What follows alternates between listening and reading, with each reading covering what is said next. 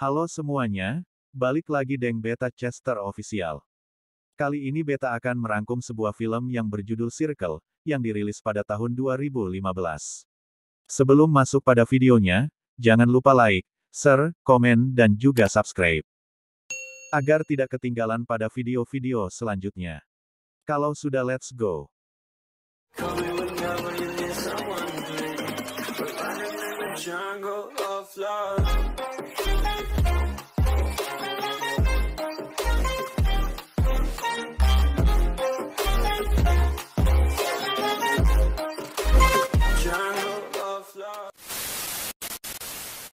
50 orang secara misterius berkumpul di dalam sebuah ruangan, berjajar rapi membentuk lingkaran. Mereka ini pingsan sepertinya, tapi uniknya dengan cara berdiri dan tidak jatuh. Salah satu wanita kemudian sadar dia bingung di mana dan kenapa ada di sana. Dia mencoba melangkah, tapi belum juga keluar dari lingkaran merah yang ada di kakinya ada alarm keras berbunyi, jadi dia spontan balik ke posisi awalnya. Saat dia coba membangunkan orang di sampingnya, coba menyentuhnya, alarm juga berbunyi. Sampai ada pria yang terbangun juga menyuruh wanita untuk tidak bergerak. Sebuah benda bulat aneh muncul di tengah-tengah mereka, tidak ada yang tahu apa itu. Kemudian ada seorang wanita lagi tersadar dengan cukup panik dan langsung berteriak mencari temannya. Dia langsung keluar dari lingkaran. Kemudian semacam listrik yang berasal dari benda bulat di tengah langsung menyetrum si cewek dan membunuhnya. Lalu alarm berbunyi lagi.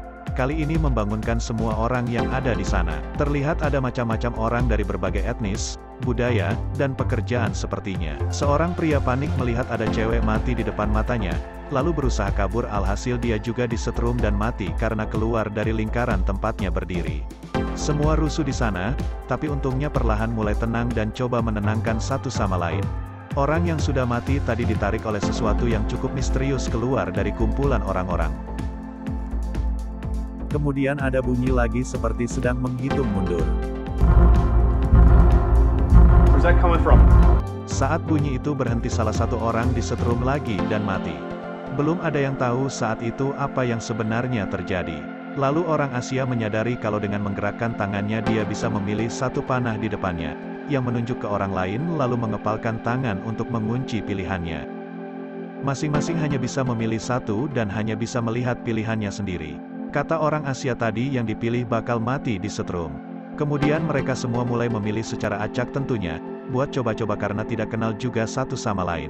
Lalu salah satu orang mati lagi. Seorang ibu hamil menyadari kalau mereka sedang melakukan voting. Siapa yang dipilih terbanyak akan mati dibunuh. Mereka berunding bagaimana agar tidak membunuh satu sama lain, karena bagaimanapun mereka manusia yang masih punya hati nurani. Mereka memutuskan untuk memilih orang yang sudah mati disetrum sebelumnya, mungkin dia bakal disetrum lagi, jadi orang lain tidak disetrum gitu. Tapi tetap saja ada orang lain yang mati disetrum. Mereka kemudian memutuskan untuk tidak memilih, berharap benda di tengah itu tidak menyetrum siapa-siapa. Setelah bunyi hitungan mundurnya selesai, semua panah di tengah menyala lalu menyetrum salah satu orang secara acak. Artinya kalau mereka tidak memilih, semua orang dianggap punya jumlah suara yang sama, jadi benda di tengah itu akan memilih secara acak. Pria jaket biru mengatakan harus mencari cara untuk menghentikan benda itu, tapi mereka tidak punya waktu untuk diskusi karena voting terus berjalan meskipun mereka tidak memilih, ada hitungan mundur N. Jadi dia menyarankan untuk mengulur waktu dengan mengorbankan orang yang sudah tua agar di-vote. Intinya agar mereka ini bisa fokus berunding cari jalan keluar, nggak pusing dengan urusan votingnya. Ada jeda 1-2 menit setiap votingnya. Dia menunjuk 6 orang yang sudah tua dan terlihat berumur 70 tahun ke atas yang akan memberi mereka waktu berhenti di sekitar 10 menit. Karena tidak ada ide yang lebih bagus lagi, mereka semua terpaksa setuju. Kakek pertama dipilih dan mati. Sekarang ada jeda beberapa menit untuk diskusi sebelum voting selanjutnya. Seorang pria mengatakan sebelumnya dia ada di perjalanan keluar kota dan terjebak macet. Banyak juga orang yang mengaku sama terjebak macet juga, lalu mereka keluar dari mobil dan tiba-tiba gelap gitu aja. Lumayan dapat satu informasi. Hitungan mundur voting terdengar lagi, mereka memilih orang yang sudah tua selanjutnya untuk mengulur waktu lagi beberapa menit. Pria tadi melanjutkan ceritanya, dia mengaku ditarik ke sebuah tempat gelap, ada yang bilang mungkin kapal alien atau piring terbang. Dia katanya ada di sebuah ruangan di mana banyak tumpukan manusia yang tidak sadarkan diri. Tidak tahu mati atau pingsan, pokoknya yang sadar cuma dia dan ada seorang lagi manusia yang tidak ada di room. Dia kemudian dibius dan ketika sadar sudah berdiri di situ bersama 50 orang lainnya. Hitungan mundur terdengar lagi, orang tua ketiga dipilih dan mati untuk mengulur waktu lagi. Kemudian mereka melanjutkan diskusi. Seorang kakek yang rencananya mau dipilih selanjutnya mengaku punya informasi. Dia mengaku ada di ruangan bersama pria jaket merah tadi, dan melihat aliennya. Mereka besar, hijau, gelap, dan basah katanya. Bisa bicara juga seperti orang Cina. Seseorang seperti preman mengatakan dia cuma ngarang, karena dia yang akan di-vote selanjutnya, jadi dia mengulur waktu biar tidak jadi di-vote. Karena banyak juga yang tidak percaya, jadi si bapak ini tetap dipilih dan mati disetrum. Orang yang akan dipilih selanjutnya adalah nenek. Nenek ini mengaku masih berumur 52 tahun. Dia terlihat beruban cuma karena efek samping pengobatan kankernya. Si pria jaket biru ngotot tetap memilih si nenek karena sudah cukup tua juga, 50 tahunan dan penyakitan katanya. Karena tadi kesepakatannya cuma yang berumur 70 tahun ke atas, banyak orang yang umurnya 40-an protes karena takut akan dipilih juga. Si pria jaket biru tetap ngotot untuk memilih si nenek. Jadi mereka malah berbalik memilih pria jaket biru untuk di-vote dan mati. Kemudian si nenek pasien kanker tadi menyuruh mereka untuk saling mengenal satu sama lain. Siapa tahu mereka dipilih di sini karena suatu alasan yang sama. Jadi mereka mulai memperkenalkan diri satu persatu. Yang pertama Bess, dia bercerita tinggal di Virginia, kuliah di sana, masih jomblo dan lain-lain. Sampai hitungan mundur terdengar lagi, beberapa orang malah ngevote Bess, dan dia mati. Padahal dia cuma cerita, tidak ada yang salah sama ceritanya. Alhasil tidak ada lagi yang mau bercerita tentang dirinya. Sampai akhirnya ada seorang pria bernama Craig yang mau cerita. Dia di situ bersama istrinya katanya, yang kebetulan ada di sampingnya, jadi mungkin ada yang punya hubungan juga di situ. Lalu seorang pria kemeja biru mengatakan dia kenal dengan salah satu wanita di sana. Balik lagi ke Craig yang meminta pada semua orang kalau terpaksa ngevote tolong vote dirinya saja, jangan istrinya. Hitungan mundur terdengar dan yang divote adalah salah satu nenek karena bingung siapa yang dipilih. Jadi balik ke jalan yang terbaik tadi, memilih orang yang sudah tua. Kemudian salah satu pria bertopi disuruh untuk menceritakan tentang dirinya. Sayangnya pria tersebut hanya bisa bahasa Spanyol, jadi mulai banyak orang yang menyuruh agar pria tersebut di-vote. Alasannya karena susah pasti untuk diskusi nantinya kalau ngomong bahasa Inggris saja tidak bisa. Untungnya wanita di belakangnya bisa bahasa Spanyol, jadi bisa dia translate. Si wanita disuruh bertanya apa pria bertopi itu imigran gelap, dan ternyata iya, pria bertopi itu penduduk ilegal di Amerika. Makin ngotot lagi salah satu pria kantoran buat nyuruh ngevote si pria bertopi. Tetapi masih banyak juga yang membela si pria bertopi dan saat hitungan mundur terdengar yang terpilih adalah salah satu wanita random. Entah apa alasannya banyak yang memilih wanita itu. Salah satu polisi kemudian mengenali seseorang yang bertampang preman namanya Rahul katanya. Dan polisi bilang Rahul pernah membunuh pacarnya sendiri. Awalnya Rahul tidak mengaku, tapi setelah didesak terus sama si polisi akhirnya dia ngaku kalau membunuh pacarnya karena suatu alasan. Jadi saat hitungan mundur terdengar banyak yang memilih Rahul karena dianggap kriminal dan dia mati. Kemudian salah satu orang kulit hitam mulai rasis dan menyinggung orang kulit hitam yang selalu diskriminasi oleh orang kulit putih. Dia cukup takut akan dipilih cuma karena dia berkulit hitam. Untungnya banyak orang yang tidak mempermasalahkan kulit dan tidak rasis. Tidak terpancing dengan omongan pria jas kota-kota itu. Sampai akhirnya polisi tadi terpancing dan jengkel mulai ngomong jelek tentang orang kulit hitam. Karena banyak juga orang kulit hitam di sana selain pria baju kota-kota tadi, alhasil si polisi banyak yang ngevote dan mati. Setelah sekian banyak vote yang memakan korban, semua mulai tenang dan mencoba cari jalan keluar lagi. Mereka coba untuk memilih orang di samping kanannya masing-masing, jadi semua imbang dapat satu suara. Mereka coba mencari tahu kalau suaranya imbang apa yang terjadi. Saat hitungan mundur selesai bukannya imbang semua, malah ada dua orang yang dapat dua suara, yaitu ibu hamil dan salah satu pria kacamata. Jadi saat vote ulang mereka lebih memilih ngevote si pria daripada si ibu hamil. Banyak yang bingung kenapa bisa terjadi begitu. Pria jaket merah bilang kalau dia yang ngevote pria kacamata itu. Alasannya karena si pria bukan orang kanannya tapi malah ngevote ibu hamil agar mati. Kenapa dia ngevote si ibu hamil? Dijelasin sama pria jaket merah tadi. Bayangkan jika voting ini terus berjalan sampai hanya sisa satu orang yang hidup. Orang-orang pasti lebih memilih ibu hamil atau si anak kecil untuk dibiarkan hidup. Karena yang paling layak aja. Semua juga kalau disuruh bunuh antara anak kecil atau pria kacamata tadi pasti pilih bunuh si pria kacamata. Jadi si pria kacamata tadi berpikir kalau si ibu hamil atau anak kecil sudah mati dia bisa punya kesempatan hidup lebih besar nantinya. Kemudian banyak juga yang setuju untuk ngevote ibu hamil atau anak kecil, karena di sini masing-masing ingin keluar juga jadi bodoh amat pilih siapa aja. Tapi banyak juga yang masih punya hati nurani jadi mereka berpikir kalaupun cuma satu orang yang bisa keluar nantinya baiknya antara si ibu hamil atau si anak kecil yang keluar semuanya mengalah. Jadi mulai ada perdebatan lagi di sana, antara orang yang lebih memilih anak kecil dan ibu hamil keluar, dan orang-orang yang bodoh amat semua sama di ini.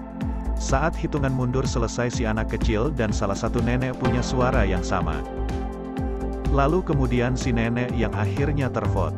Perdebatan masih lanjut di sana, Anatra bunuh anak kecil atau ibu hamil atau membantu mereka keluar. Di vote selanjutnya anak kecil ibu hamil dan salah satu pria punya suara yang sama. Vote kedua pria itu yang terbunuh. Sepertinya cukup imbang antara orang-orang yang ingin membunuh ibu hamil dan anak kecil itu, dan orang-orang yang ingin membantu mereka keluar.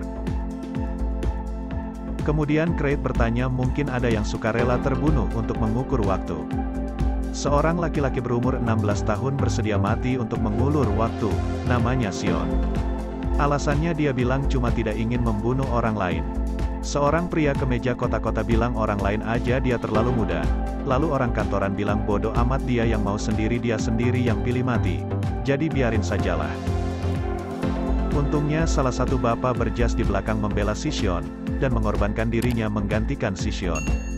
Tapi setelah pengorbanan si bapak pria kantoran dan kakek baju hitam ini masih bertanya apa Sion masih mau berkorban.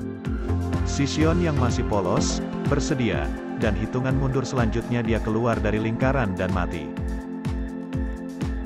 Belum cukup dua orang sukarelawan mereka masih cari orang yang mau mengorbankan diri. Ada satu ibu-ibu yang bercerita ditinggal anaknya mati tahun lalu, jadi dia bersedia untuk mati juga. Vote selanjutnya dia melangkah keluar dan mati. Seorang pendeta kemeja biru berkata dia berkorban untuk orang lain pasti ada imbalannya. Beberapa orang yang tidak percaya dengan kata-kata si pendeta, lebih tepatnya tidak percaya dengan Tuhan.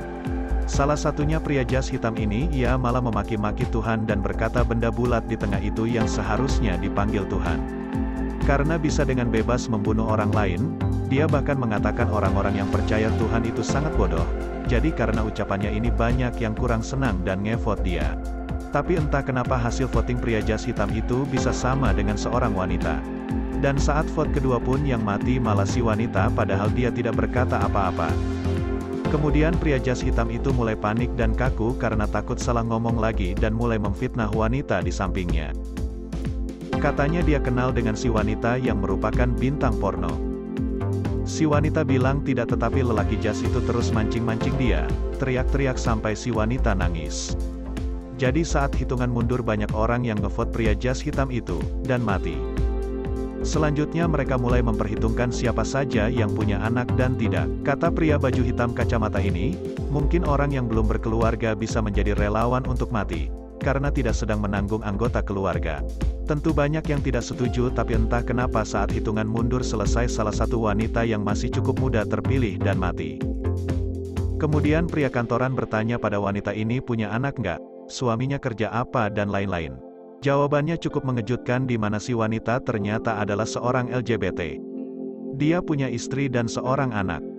Pria tadi langsung memaki-maki si wanita, katanya dia berdosa harus di-vote dan lain-lain. Tapi orang lain tidak mempermasalahkan si wanita. Meskipun begitu pria kantoran itu tetap memaki-maki si wanita. Alhasil saat voting si pria mati. Singkat cerita vote selanjutnya pria dan wanita yang saling kenal tadi dapat suara yang sama. Lalu keduanya mati padahal tidak ada yang ngevote ulang. Mereka cukup bingung karena mereka pikir yang akan mati cuma satu dan random. Ternyata tidak begitu. Kalau yang imbang ada dua orang. Jadi mereka mulai berpikir bagaimana nanti kalau ujungnya yang tersisa cuma si ibu hamil dan anak kecil. salah satunya harus berkorban agar tidak imbang kayak tadi dan mati dua-duanya. Jadi intinya mereka harus memilih salah satu antara ibu hamil dan si anak kecil agar tidak mati dua-duanya. Pria baju hitam kacamata ini mulai bertanya tentang si ibu hamil. Dan ternyata dia hamil di luar nikah, ditinggal laki-lakinya. Jadi pria tadi mulai bertanya kalau enggak ada suaminya dia kerja apa dan lain-lain. Banyak yang kasihan dengan si wanita karena cukup terpojok dan balik bertanya pada si pria kacamata. Dia sendiri kerja apa? Si pria menjawab dia kerja di bank, sering memberikan bantuan pinjaman pada orang-orang dan sering juga memberikan sumbangan uang. Jadi dia cukup berguna bagi masyarakat katanya. Tapi pria baju kotak-kotak mengatakan nggak peduli seberapa bergunanya, yang penting nanti yang keluar kalau nggak si ibu hamil ya si anak kecil, karena menurutnya yang paling layak. Banyak juga yang setuju dengan pria baju kotak-kotak dan rela mengorbankan diri demi salah satu dari mereka keluar. Di vote selanjutnya salah satu wanita yang juga membela ibu hamil anak kecil di vote dan mati. Pria jaket merah ini cukup jeli dan sadar kalau satu persatu orang yang ingin mengeluarkan ibu hamil anak kecil mati di vote. Tujuannya supaya nanti mendapat suara mayoritas untuk bisa membunuh keduanya dan mementingkan diri sendiri. Jadi mulai saat itu mereka terbagi menjadi dua kubu. Kubu A yang rela berkorban dan ingin mengeluarkan salah satu dari ibu hamil atau anak kecil. Dan kubu B yang ingin membunuh mereka berdua. Saya percepatan di sini karena isinya mulai membosankan dan cuma saling bunuh aja antara kubu A dan kubu B. Singkat cerita, kubu A yang membela ibu hamil anak kecil menang. Menyisakan satu pria jaket merah ini, ibu hamil dan si anak kecil. Si pria kemudian menyerahkan kepada mereka berdua siapa yang ingin berkorban. Kalau si pria yang berkorban dulu nanti malah keduanya saling gak tega dan takutnya nanti malah mati dua-duanya karena imbang. Apalagi anak kecil yang diberikan tanggung jawab sebesar itu. Jadi rencananya salah satu mati dulu lalu berikutnya si pria yang berkorban untuk menyelamatkan salah satunya. Cukup membingungkan memamang, tapi ya memang begitu. Setelah berpikir, si anak kecil dengan berani rela mengorbankan dirinya demi si bayi dalam kandungan. Hitungan mundur berbunyi. Meskipun awalnya ragu-ragu, dengan sedikit dorongan dari si pria jaket merah, anak kecil itu melangkah keluar di detik-detik terakhir. Dan berbarengan dengan si pria yang dengan cepat ngevot ibu hamil di detik terakhir juga. Yang alhasil membuat si anak kecil mati karena keluar lingkaran merah, dan ibu hamil mati juga karena divot sama si pria tersebut. Ternyata rencana untuk menyelamatkan ibu hamil itu cuma gimmick agar dia bisa keluar hidup-hidup. Pria itu menghela nafas lega karena rencana cerdasnya berhasil membuat dia satu-satunya orang yang hidup, the last man standing. Tapi hitungan mundur berikutnya tetap berbunyi. Si pria cukup panik, apakah dia akan disetrum juga karena tinggal dia satu-satunya orang yang ada di situ. Ternyata lagi, bayi yang ada di kandungan ibu masih dihitung satu orang. Dan alhasil suara si pria dan si bayi kandungan sama imbang. Tapi cukup mudah, pria itu tinggal vote si bayi. Dan karena bayi tidak bisa ngevot, pria itu menang. Singkat cerita, pria jaket merah itu siuman dari pingsan dan sudah keluar dari ruangan yang gelap tadi. Dia melihat ada sebuah UFO misterius melayang tepat di atasnya. Bukan cuma satu, ada banyak UFO lainnya melayang di langit. Banyak juga orang yang penasaran dengan tersebut dan melihat dari kejauhan. Dan filmnya selesai. Terima kasih karena sudah mau nonton video ini, dan jangan lupa like, share, komen dan juga subscribe, agar tidak ketinggalan pada video-video selanjutnya. Sampai jumpa di video selanjutnya.